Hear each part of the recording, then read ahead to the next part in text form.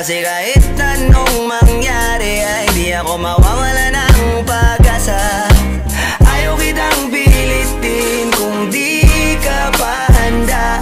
Sa susunod na lang, sa susunod na lang.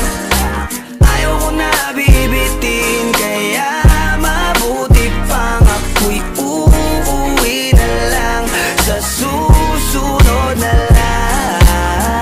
Napupuyat na ako kakapaalala, kumain at mag-ingat kung sakaling mag-gala ka. Lagi sinisipat ang imahe ng dalaga na pangarap makasama ko sa hirap at ginhawa. Typical na dahilan ng tagahanga mong hindi naghahanap ng iba kahit na nababatong. Naghihintay sa iyong sagot sa aking mga tinatanong, habang ang pamantayan mo ay pilit kong tinatalon. Kasi alam ko na hindi ka pa handa, may gusto kang makita pa sa akin at madama.